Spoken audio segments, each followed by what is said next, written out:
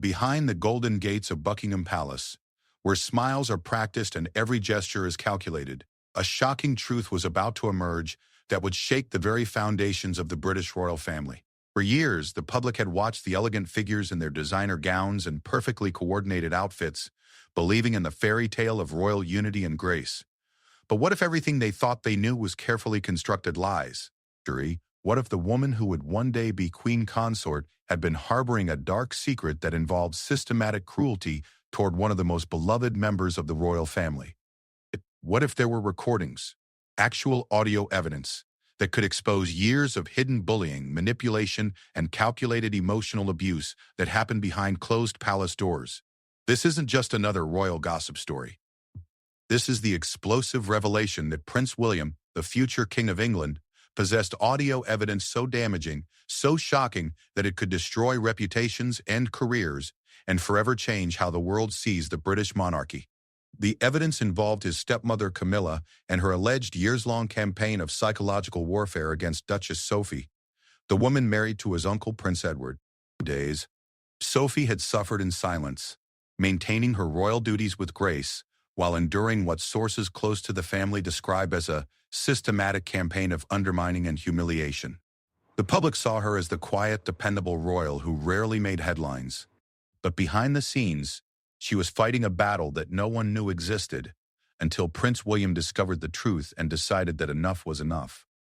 The audio recordings captured during what Camilla believed were private moments revealed a side of the future queen consort that would horrify even her most ardent supporters. The language used, the deliberate cruelty, and the calculated nature of the psychological attacks painted a picture so disturbing that it would forever change the dynamics within the royal family. This is the story of how a prince's sense of justice collided with family loyalty, how years of hidden abuse were finally brought to light, and how one woman's cruelty was exposed by the very technology she thought would protect her secrets. It's a tale of power, manipulation, revenge, and ultimately the courage to stand up for what's right, even when it means challenging the most powerful people in the kingdom. Get ready to discover the truth that the palace tried desperately to hide. The truth that proves sometimes the real monsters aren't in fairy tales, but sitting right there at the royal dinner table. Prince William stood in his private study at Kensington Palace, his hands trembling slightly as he held the small digital recording device. The late afternoon sun filtered through the tall windows, casting long shadows across the mahogany desk, where dozens of similar devices lay scattered like evidence in a criminal investigation. Each one contained hours of audio that would fundamentally change everything the British public believed about the royal family. The discovery had been entirely accidental. William had been reviewing security protocols for upcoming royal engagements when his personal protection officer, Detective Inspector James Morrison, had approached him with an unusual request. Morrison, a 20-year veteran of royal security, had noticed something disturbing during his routine review of palace security recordings from various royal residences. "Your Royal Highness," Morrison had said, his usual composure slightly shaken, "I need to show you something that I believe requires your immediate attention. It involves the Duchess of Edinburgh and, well, it's rather sensitive." William had initially assumed it was another minor security breach, or perhaps an issue with paparazzi attempting to infiltrate royal events. He had no idea that Morrison was about to present him with evidence of a systematic campaign of psychological abuse that had been occurring under everyone's noses for nearly 15 years. The first recording Morrison played dated back to 2009, just 4 years after Camilla had married Prince Charles and officially become part of the royal family. The audio quality was crystal clear, captured by security microphones that had been installed in various royal residences following increased security threats. The conversation took place during a private family gathering at Balmoral Castle, the Queen's beloved Scottish retreat. Sophie's voice came through first, warm and genuine as always. "I thought the children's charity event went wonderfully yesterday." The response from the public was so encouraging. Then came Camilla's response, her tone dripping with barely concealed disdain. "Yes, well, I suppose when one has so little else to offer the royal family, one must grasp at whatever small victories one can find. Though I noticed the press coverage was rather minimal, perhaps that reflects the public's actual level of interest in your contributions." William felt his jaw clench as he listened. Sophie's slight pause before responding spoke volumes about the impact of Camilla's words. I've always believed that the work itself matters more than the publicity it generates, Sophie replied diplomatically. Camilla's laugh was cold and calculating. Dear, how wonderfully naive. In this family, dear, visibility is everything. Without it, you're simply irrelevant. I do hope Edward has explained that to you, though given his own struggles with public relevance, perhaps he's not the best teacher. The recording continued for another 20 minutes, with Camilla systematically undermining every aspect of Sophie's royal work, her relationship with Edward, and even her parenting style. Each comment was delivered with the surgical precision of someone who had studied exactly where to strike for maximum emotional damage. Past, Morrison had collected over a dozen similar recordings spanning more than a decade. Each one painted the same picture: Camilla using every opportunity to belittle, undermine, and psychologically torture Sophie whenever they were in private settings. The pattern was unmistakable and absolutely deliberate. How long has this been going on? William asked, his voice tight with controlled anger. Based on what we've found so far, Your Royal Highness, it appears to have started shortly after the 2005 wedding and continued consistently through to last year. The recordings stop around the time of your grandmother's death, but that may simply be because the Duchess of Edinburgh has been avoiding private family gatherings where she might encounter the Queen Consort. William spent the next several hours listening to recording after recording. He heard Camilla mock Sophie's appearance, calling her that mousy little woman who dresses like a secretary trying to play princess. He listened as she questioned Sophie's intelligence, suggesting that Edward had married beneath his station and that Sophie's middle-class background made her unsuitable for royal life. The cruelty was breathtaking in its consistency and creativity. Camilla would wait until they were alone or in small groups where Sophie had no witnesses who might support her, but she would make cutting remarks about Sophie's children, suggesting they lacked the proper royal bearing and intelligence. She would undermine Sophie's charitable work, claiming it was publicity-seeking behavior from someone desperate to prove her worth to a family that barely tolerated her presence. The recording captured Camilla's response. When Sophie had expressed excitement about a successful literacy program she had launched for underprivileged children, "It's touching how hard you work to convince yourself that these little projects matter," Camilla had said. "But we both know you're just playing dress-up, don't we? You're not really royal, Sophie. You never will be. You're simply someone who married into the family and now spends her time pretending to be important. The public sees through it, even if you don't."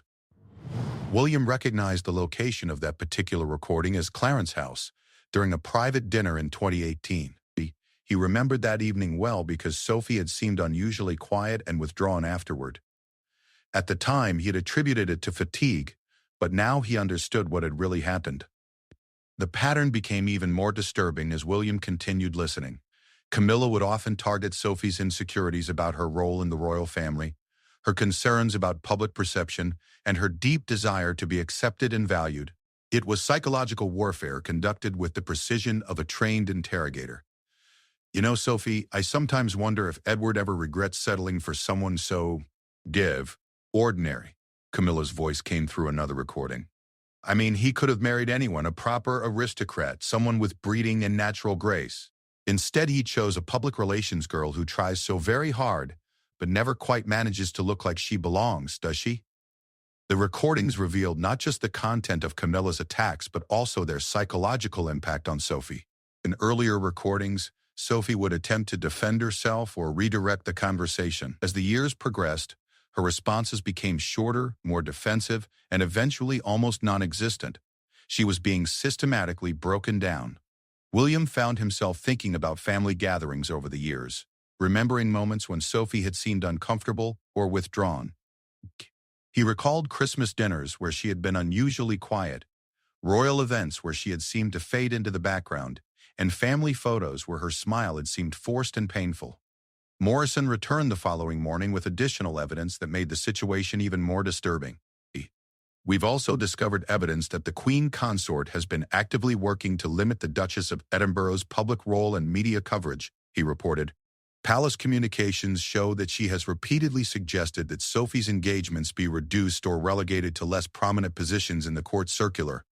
The court circular was the official record of royal engagements, and position within it was carefully calculated to reflect each royal's importance and status.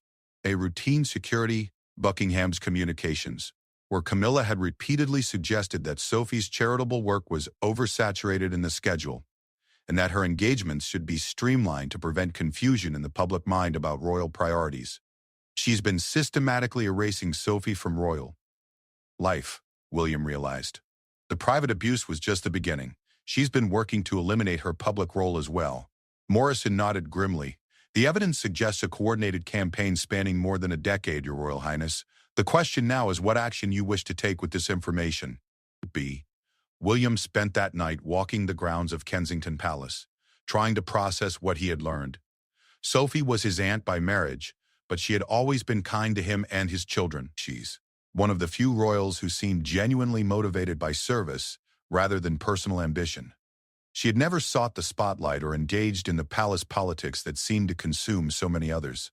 The thought of her enduring years of systematic psychological abuse while maintaining her public duties and royal smile was almost unbearable.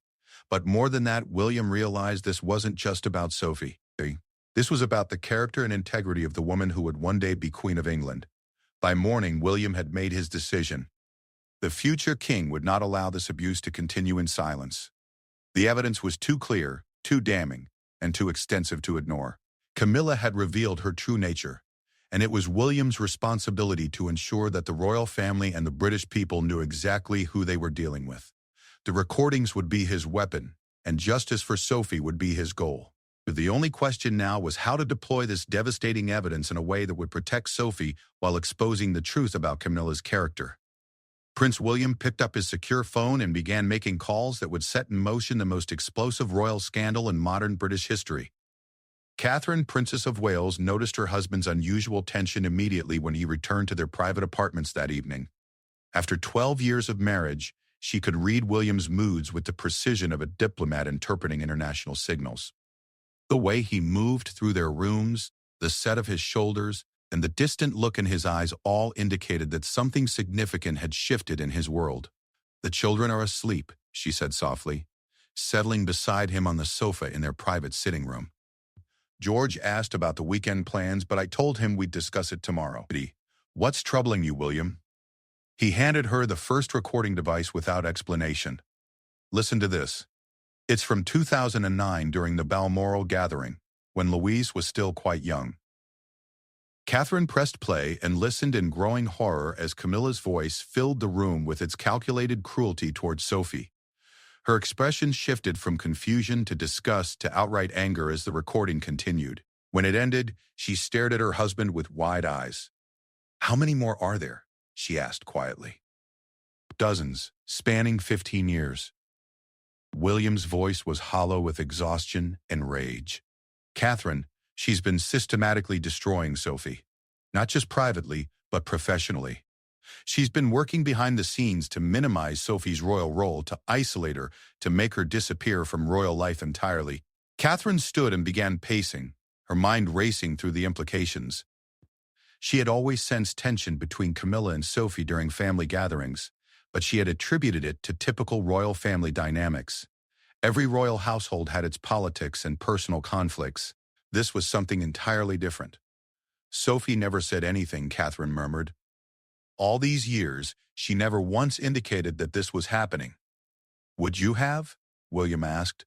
"If you were being systematically abused by the future queen, would you risk complaining?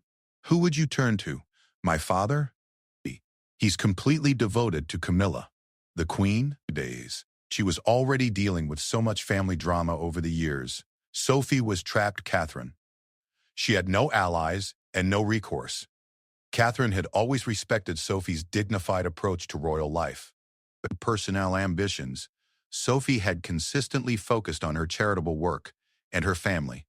She was reliable, hardworking, and genuinely committed to her royal duties. The thought of her enduring years of psychological torture while maintaining that gracious public demeanor was heartbreaking. "What are you planning to do with this evidence?" Catherine asked, though she already knew her husband well enough to recognize his determination. "I'm going to expose her," William said simply. "The British people deserve to know. what kind of person they're expected to revere as their queen. And Sophie deserves justice for what she's endured. Catherine understood immediately that this decision would have massive consequences for the royal family, for the monarchy itself, and for their own future as the next generation of royal leadership. But she also understood that William was absolutely right. The evidence was too damning to ignore, and the abuse too systematic to excuse. "Then we do this together," she said firmly. "But we need to be strategic. Camilla has had years to build her position and her public image. She has allies, media connections, and the full support of your father.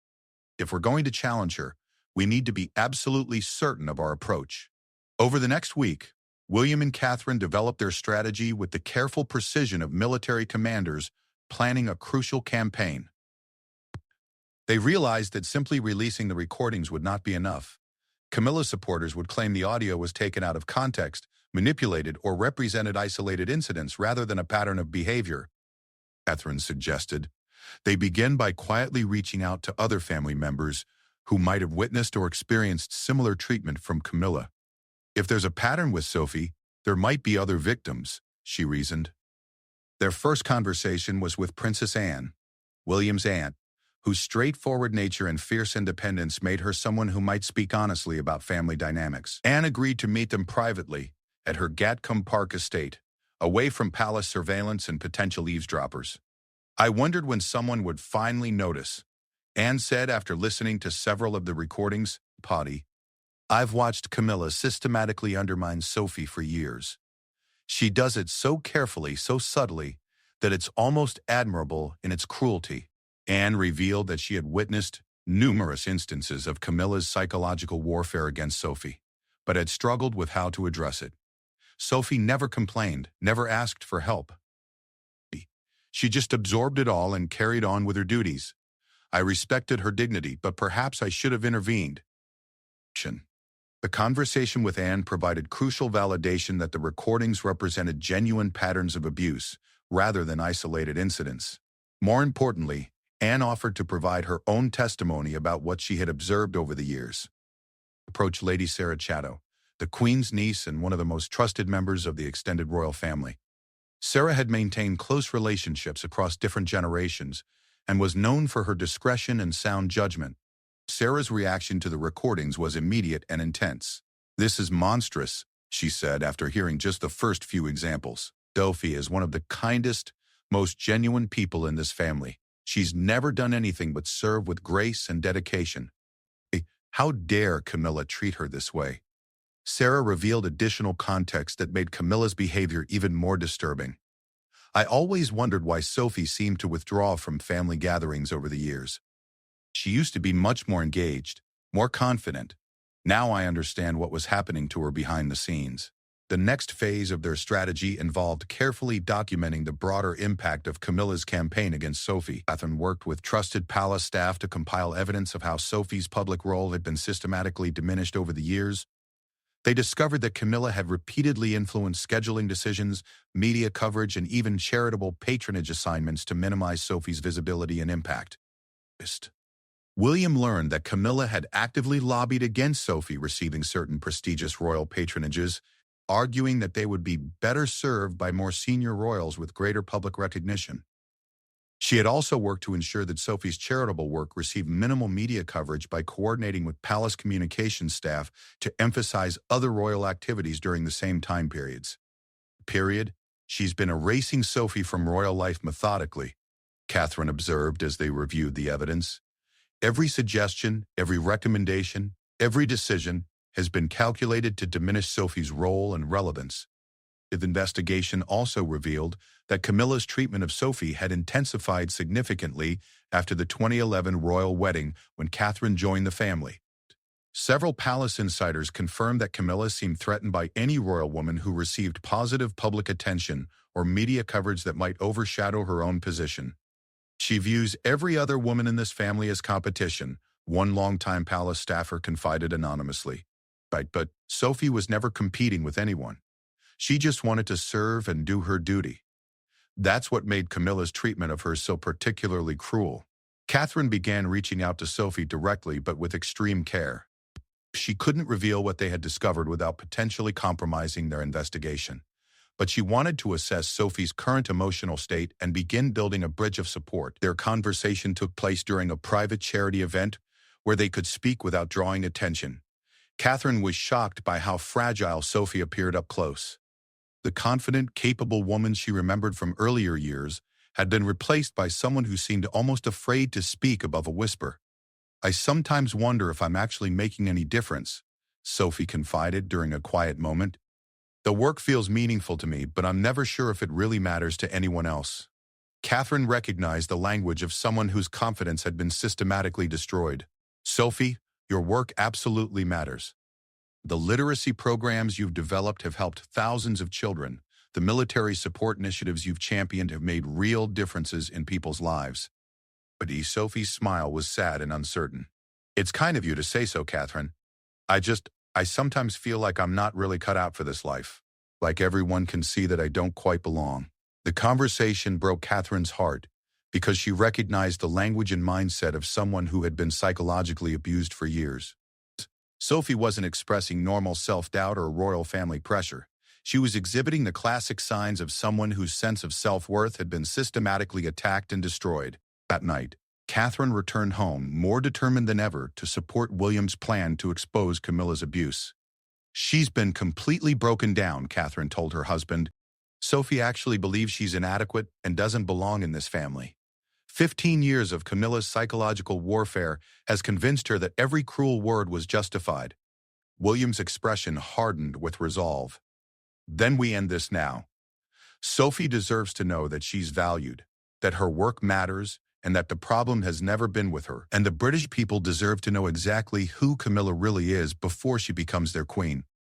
The final piece of their strategy involved determining how to release the evidence in a way that would maximize impact while protecting Sophie from potential retaliation.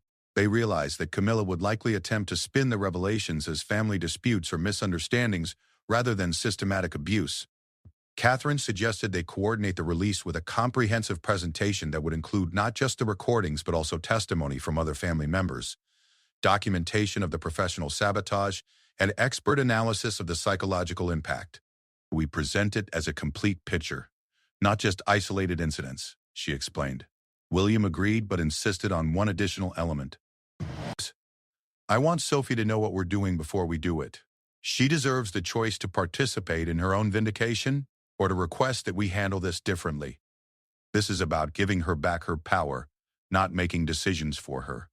The conversation with Sophie would be the most difficult part of their entire plan, but both William and Catherine knew it was essential.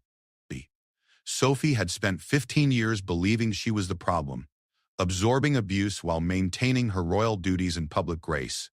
She deserved to understand that she had been the victim of calculated psychological warfare, not a royal family member who simply didn't measure up to expectations.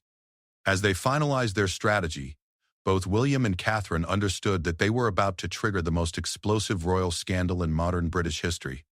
But they also understood that justice for Sophie and accountability for Camilla were worth whatever personal and political consequences might follow. The future King and Queen of England were about to wage war against the current Queen Consort, and they intended to win. Sophie sat in stunned silence in the private sitting room at Bagshot Park, her hands folded tightly in her lap as the final recording clicked off. The afternoon light streaming through the Georgian windows seemed harsh and unforgiving as she processed what she had just heard. The 15 years of her life suddenly made sense in the most devastating way possible.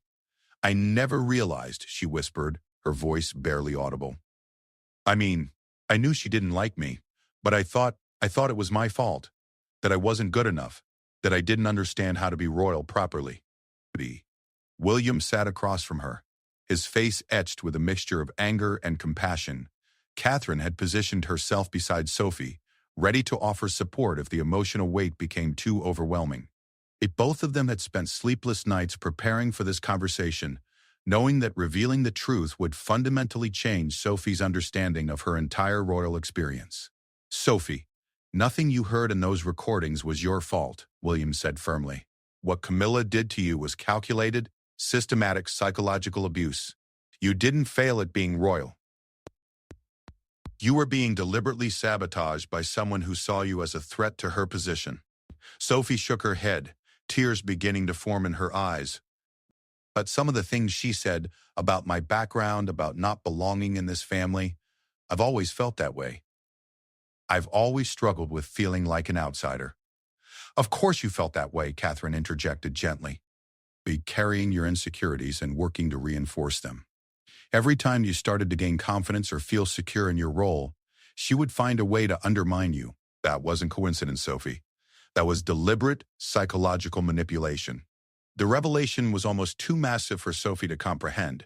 For 15 years, she had internalized every cruel comment, every dismissive remark, every suggestion that she wasn't quite measuring up to royal standards.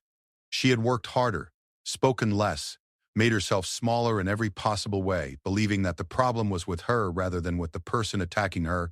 The charity work that I'm so passionate about, Sophie said slowly, she always made me feel like it was insignificant, like I was just playing at being important. William leaned forward intensely. Sophie, your literacy programs have helped over 50,000 children learn to read. Your military support initiatives have provided crucial services to veterans and their families. Your work with survivors of sexual violence has changed government policy and saved lives. None of that was insignificant. None of that was you playing at anything. For the first time in years, Sophie felt a flicker of genuine pride in her accomplishments. But the emotion was immediately followed by a wave of grief for all the confidence and joy that had been systematically stripped away from her.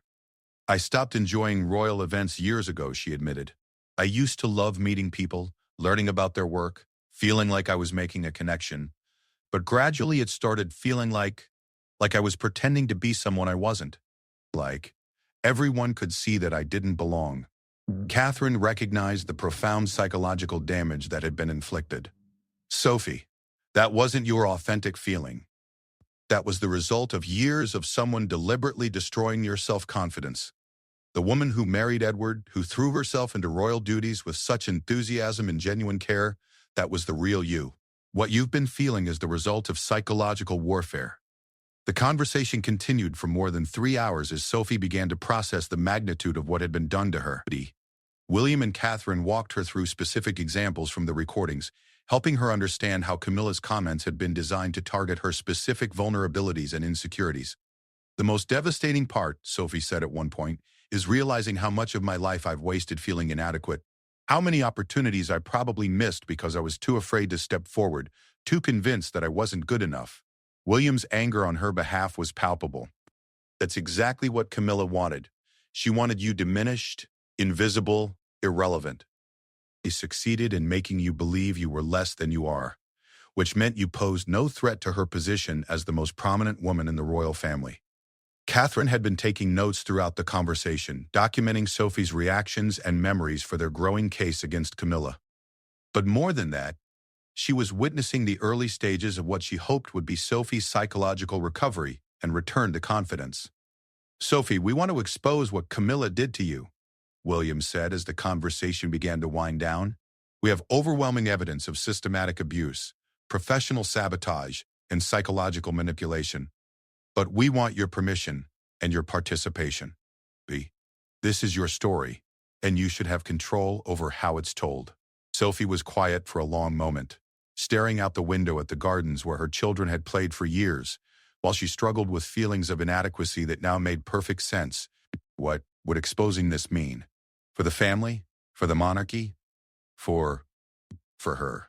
It would mean accountability, Catherine replied. It would mean the British people knowing what kind of person they're expected to revere as their queen. And it would mean public vindication for you, recognition that you've been serving with grace and dedication despite being systematically undermined. Sophie took a deep breath, and for the first time in the conversation, her voice carried a note of strength. Then yes, I want people to know the truth.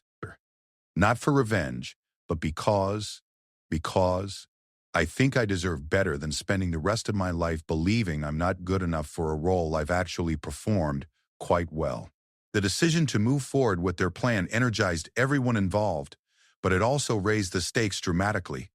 William knew that once they released the evidence, there would be no going back. Camilla would likely retaliate with everything in her considerable arsenal, and King Charles would be forced to choose between supporting his wife or confronting evidence of her systematic cruelty. Over the following week, they refined their strategy for maximum impact. Catherine suggested they coordinate the release with a major interview where Sophie could tell her story in her own words, providing context and emotional reality to accompany the stark evidence of the recordings. People need to see you as you really are, Catherine explained to Sophie. Not the diminished, uncertain person that Camilla's abuse created, but the competent, caring, dedicated royal that you've always been underneath all that psychological damage. William worked with his communications team to prepare a comprehensive dossier that would accompany the audio evidence.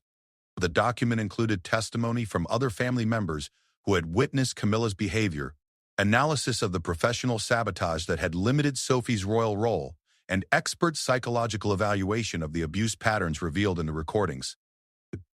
Sophie began working with a trauma counselor to prepare for the emotional intensity of going public with her story. The process of acknowledging the abuse and understanding its impact was therapeutic, but it was also exhausting and emotionally challenging. I keep discovering new ways that her treatment affected me, Sophie told Catherine during one of their planning sessions. Decisions I made, opportunities I avoided, ways I changed my behavior to try to avoid criticism. It's like she was living in my head, controlling how I saw myself and how I moved through the world. Catherine was documenting these insights because they provided crucial context for understanding the full scope of Camilla's psychological manipulation.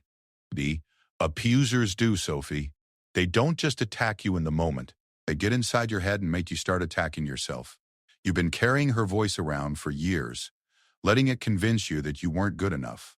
The preparation process also involved anticipating how Camilla might respond to the allegations.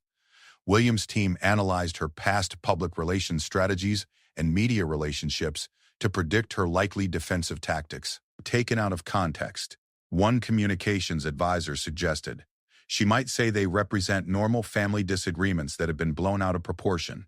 Then we make sure the evidence is so comprehensive and the patterns so clear that context doesn't matter, William replied. We show years of consistent behavior, multiple witnesses, and documented professional sabotage. We make it impossible to dismiss as misunderstanding or family drama. Sophie requested one final conversation with Edward before they moved forward. Her husband had been supportive throughout the revelation process, but she wanted to ensure he fully understood the potential consequences for their family and their children. I need to do this, Edward, she told him, not just for myself, but for our children. They deserve to grow up knowing that their mother is a capable, valuable member of this family, not someone who was barely tolerated out of politeness. Edward had been quietly furious since learning the full extent of Camilla's treatment of his wife. I should have seen it, he said. I should have protected you better. I noticed you becoming more withdrawn over the years, but I attributed it to the pressures of royal life, not systematic abuse. She was very careful, Sophie replied. She made sure her worst behavior happened when there were no witnesses who might defend me.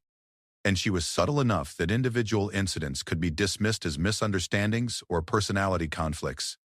The family support gave Sophie additional strength as they moved toward the public revelation. She was no longer the isolated, psychologically battered woman who had absorbed years of abuse in silence. She was part of a coalition determined to expose the truth and demand accountability. William scheduled the press conference for the following Thursday, giving them one final week to ensure every element of their strategy was perfectly executed. The evidence was overwhelming, the testimony was compelling, and Sophie was prepared to tell her story with dignity and strength. Are you ready for this? Catherine asked Sophie on the morning before the press conference.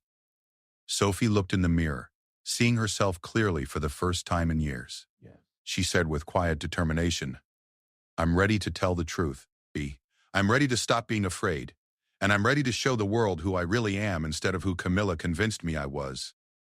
The future of the British monarchy was about to change forever, and it would all begin with one woman finding the courage to speak her truth after 15 years of silence.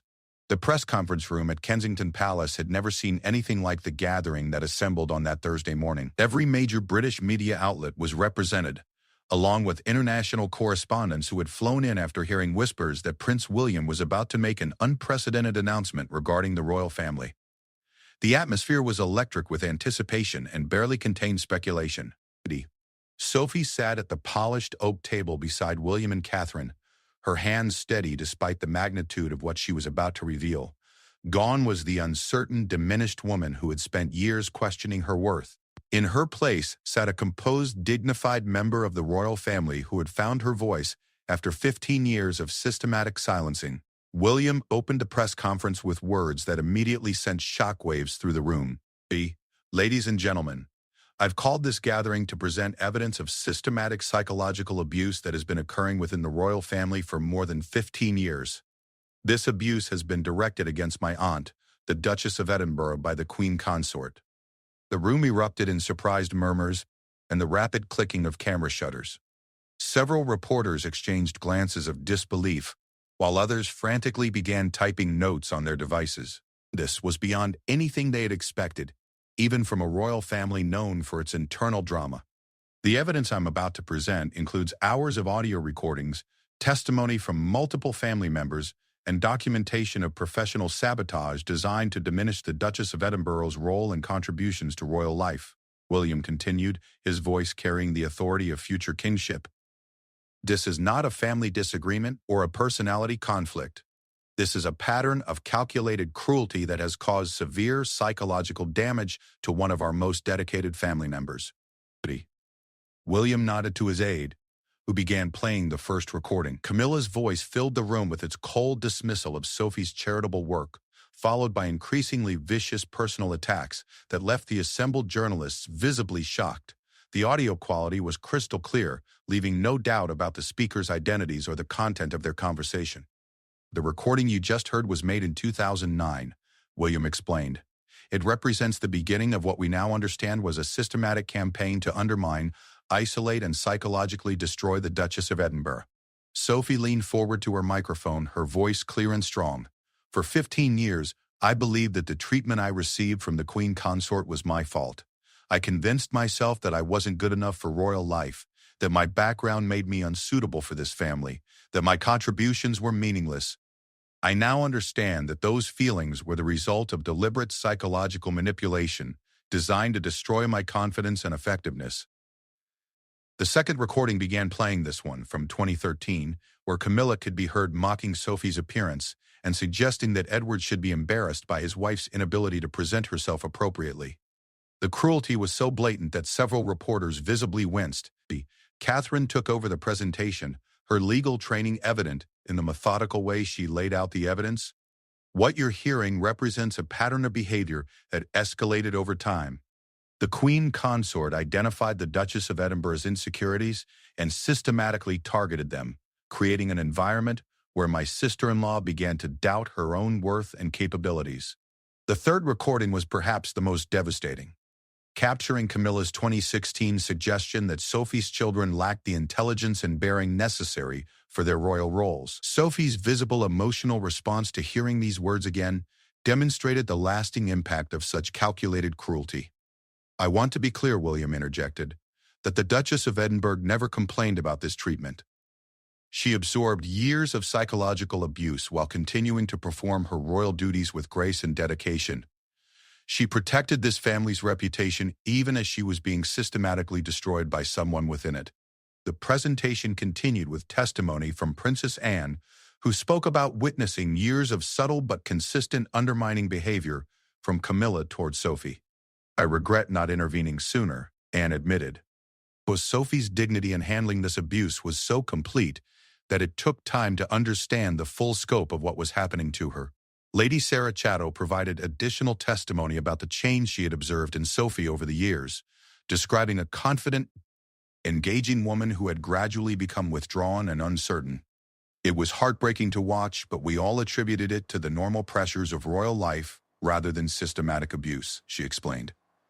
The documentation of professional sabotage proved equally damning. William's team presented internal palace communications showing how Camilla had repeatedly worked to minimize Sophie's public role, reduce her media coverage, and limit her access to prestigious royal patronages. The Queen Consort didn't just attack the Duchess of Edinburgh personally, Catherine explained. She also worked systematically to erase her from royal life professionally. Every suggestion, every scheduling recommendation, every communication strategy was designed to make Sophie invisible and irrelevant. The evidence included specific examples of how Camilla had influenced decision-making to ensure that Sophie's charitable work received minimal attention while her own initiatives were prominently featured. Palace insiders had provided testimony about meetings where Camilla had argued against giving Sophie more prominent roles or recognition. Sophie then took center stage to tell her story in her own words. Her composure was remarkable as she described 15 years of psychological warfare disguised as family dynamics. "I began to change how I moved through the world," Sophie explained. "I spoke less in meetings, avoided drawing attention to my work, declined opportunities that might put me in the spotlight. I thought I was being appropriately modest, but I now understand that I was responding to systematic conditioning designed to make me disappear." She described the impact on her mental health, her relationship with Edward, and her ability to parent their children with confidence. "I started questioning every decision, second-guessing every public appearance, wondering if my presence was unwelcome at family events. The Queen Consort had successfully convinced me that I was the problem." The psychological analysis presented by trauma experts provided clinical context for the abuse patterns revealed in the recordings. Dr. Margaret Thornton, a specialist in psychological manipulation, explained how Camilla's techniques matched textbook examples of systematic emotional abuse. "The Queen Consort employed classic abuser tactics," Dr. Thornton testified via video link. "She isolated her victim, targeted specific insecurities, used intermittent reinforcement to keep the victim off balance, and created an environment where the victim began to internalize the abuser's negative messages." The international media representatives were frantically filing reports as the presentation continued. Sky News broke into regular programming with live coverage, while BBC News ran a banner reading "Prince William presents evidence of royal family abuse" across their screens. William concluded the formal presentation by addressing the implications for the monarchy. "The British people deserve to know the character of those who represent them. They deserve to understand that my aunt has served this nation with dedication and excellence, despite being systematically undermined by someone who should have supported her." The question and answer session that followed was intense and revealing. When asked why they had waited so long to reveal this information, Sophie answered with quiet strength, "I didn't understand what was happening to me until recently. I thought the problem was with me, not with her behavior toward me. It took Prince William's evidence and months of counseling for me to understand that I had been the victim of systematic abuse rather than someone who simply wasn't good enough for royal life." A reporter from The Times asked whether they expected Camilla to respond to the allegations. "Yeah." William's answer was direct and unflinching. "The Queen Consort can respond however she chooses, but the evidence speaks for itself. These recordings span 15 years and demonstrate a consistent pattern of cruelty and manipulation. Any response will need to address that reality." Catherine fielded questions about the impact on King Charles, acknowledging the difficulty of the situation while maintaining that accountability was necessary regardless of personal relationships. "His Majesty will need to decide how to respond to evidence that his wife has systematically abused a member of his family," Catherine stated diplomatically. "We hope he will prioritize justice and healing over protecting someone whose behavior has been inexcusable." As the press conference concluded, Sophie made a final statement that would be replayed on news broadcasts around the world. "For 15 years, I believed I wasn't good enough for this family or this role. Today, I want everyone to know that I was good enough. I was always good enough.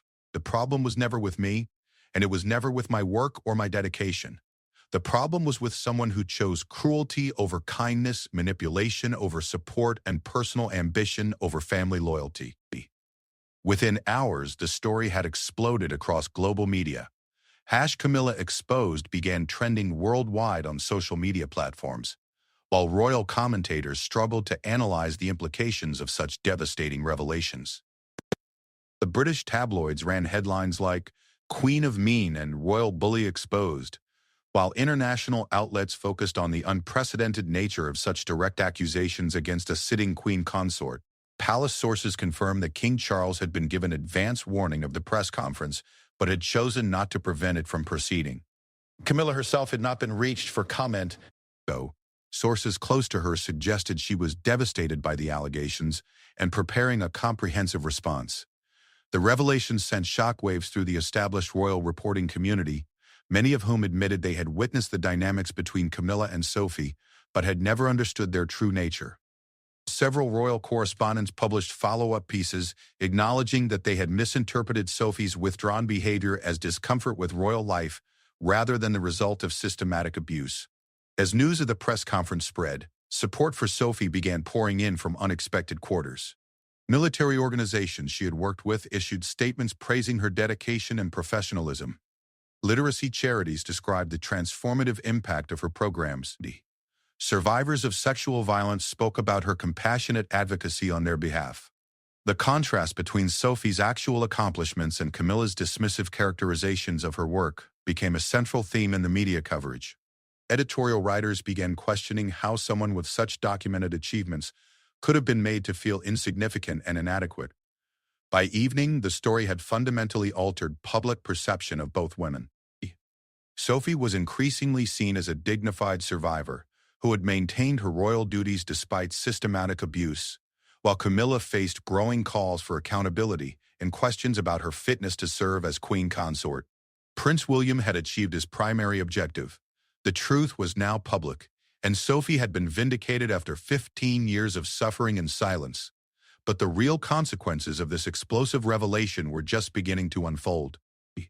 The aftermath of Prince William's explosive press conference reverberated through British society like seismic shockwaves, fundamentally altering public perception of the royal family and triggering the most serious constitutional crisis the monarchy had faced in modern history. Within 24 hours, the story had dominated global news cycles, sparked furious debates in Parliament, and forced ordinary citizens to question everything they thought they knew about the people they had been taught to revere. Camilla's initial response came through a carefully worded statement released by Clarence House late Thursday evening. The brief communication expressed her deep sadness at these allegations and claimed that private family conversations taken out of context can be misinterpreted.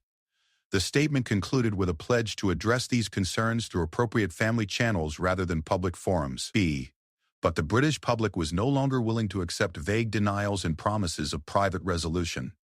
The recordings had been too clear, too extensive, and too obviously systematic to dismiss as misunderstandings. Social media exploded with demands for accountability, with #Camilla resigned trending alongside #Justice for Sophie throughout the weekend, following the revelations. King Charles found himself in an impossible position. Sources close to the monarch revealed that he had spent the days following William's press conference in intense private consultations with constitutional experts, family members, and government advisors. The evidence against his wife was overwhelming, but challenging her would require him to confront the reality that he had been married to someone capable of sustained psychological cruelty toward his own family. The first major crack in Camilla's position came from an unexpected source. Several members of her own staff at Clarence House approached reporters with stories that corroborated the pattern of behavior revealed in the recordings. A former private secretary, speaking on condition of anonymity, described witnessing Camilla's deliberately cruel treatment of other royal women during private events. The Duchess of Edinburgh wasn't the only target, the source revealed. The Queen consort seemed to view any woman in the family who received positive attention as a threat to be eliminated. She was particularly harsh toward anyone she perceived as more naturally suited to royal life than herself. These revelations prompted other former palace staff to come forward with their own accounts. A protocol officer from Buckingham Palace described how Camilla had repeatedly requested that Sophie be excluded from prominent positions in official photographs and ceremonies. A communications aide revealed that she had been instructed to minimize media coverage of Sophie's charitable work to avoid overshadowing more senior royals. The staff testimonies painted a picture of systematic institutional abuse that extended far beyond the private conversations captured in the recordings. Camilla had apparently used her growing influence within the royal household to create an environment where Sophie was consistently marginalized and diminished. Princess Anne chose to break her traditional silence on family matters with a devastating public statement that appeared in the Sunday Times.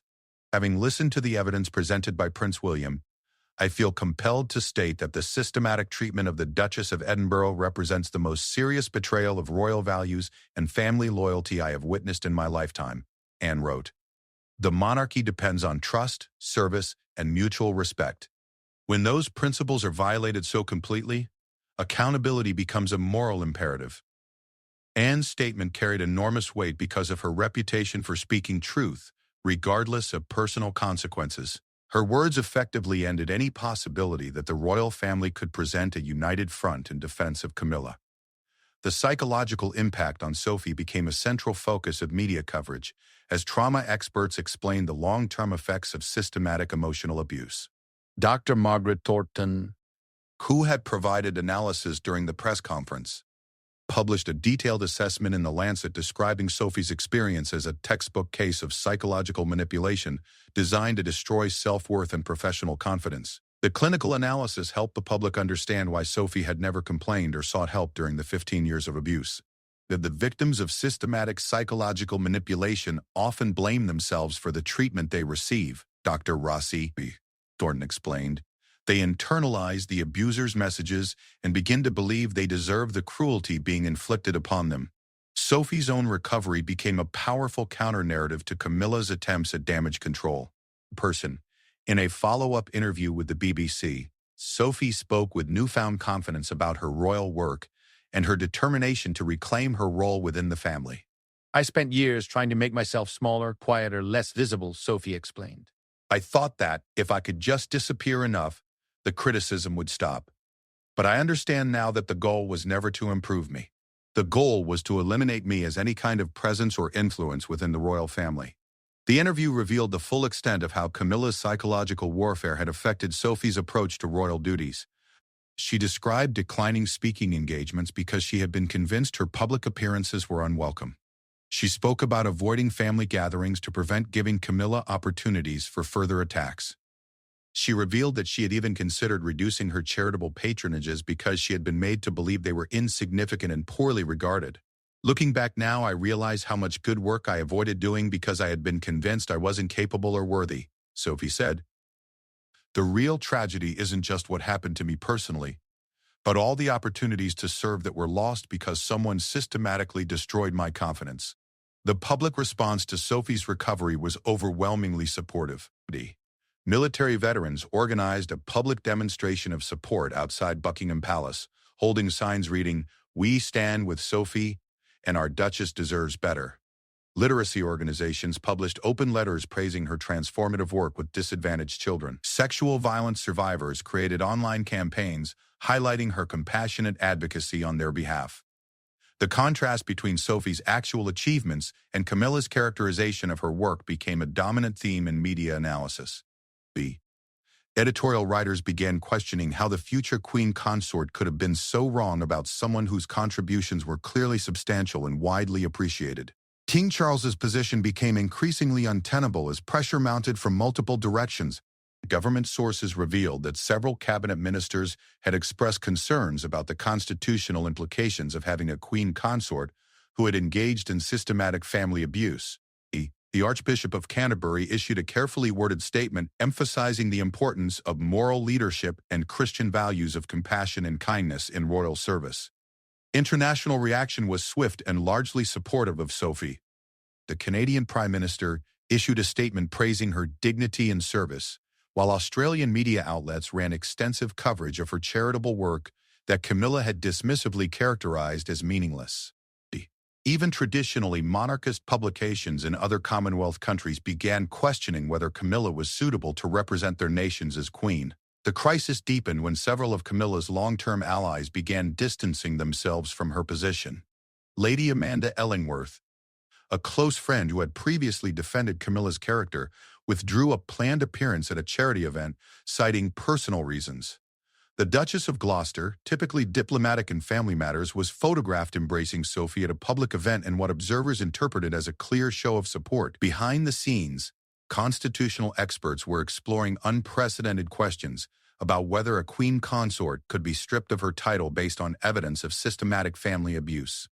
It discovered whether such behavior constituted grounds for what one described as moral abdication, even without formal legal proceedings. The financial implications also became significant, as several organizations associated with Camilla's patronages began reviewing their relationships. 3 major charities quietly announced they were reassessing their royal partnerships in light of the revelations. Corporate sponsors of events featuring Camilla began withdrawing support, citing concerns about public perception and brand association. Prince William maintained steady pressure by releasing additional evidence that had not been included in the original press conference. New recordings revealed Camilla's attempts to influence other family members' opinions of Sophie, including efforts to convince younger royals that she was not quite up to royal standards. The manipulation had been even more extensive than initially revealed. Catherine emerged as a powerful advocate for institutional change within the royal family. In a speech to a women's leadership conference, she spoke about the importance of creating environments where all family members can contribute their unique strengths without fear of psychological manipulation or professional sabotage. The monarchy must model the values we expect from society, Catherine declared. That means accountability when those values are violated, regardless of rank or position. By the third week after the revelations, Camilla's position had become untenable. That past pleasantly crucial. Polling showed that public support for her remaining as queen consort had dropped to just 18%, while support for Sophie had risen to levels typically reserved for the most beloved royals. Even traditionally conservative royal commentators were calling for consequences that reflected the seriousness of the abuse that had been documented. The end came with startling swiftness. King Charles released a statement announcing that Camilla would be stepping back from public duties indefinitely to reflect on recent events and consider her future role. The carefully neutral language could not disguise the reality that the queen consort was effectively being forced into exile. Dear. Sophie's response to Camilla's withdrawal was characteristically gracious but firm.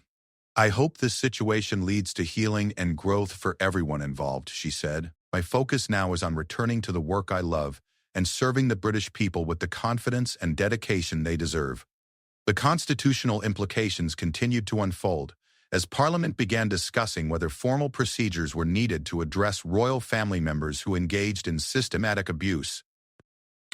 The crisis had revealed gaps in accountability that many argued needed to be addressed to preserve public trust in the monarchy.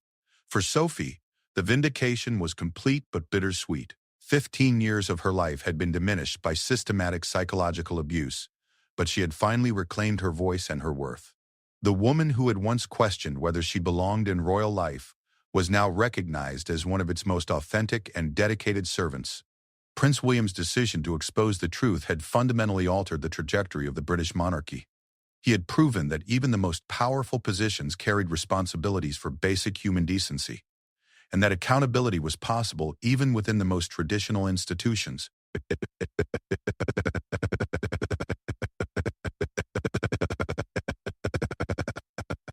The royal family would never be the same, but perhaps that was exactly what it needed. Truth had proven more powerful than tradition, and justice had prevailed over institutional protection of abuse. Sophie had not only survived her ordeal, but emerged as a symbol of resilience and authentic service that would define royal values for generations to come.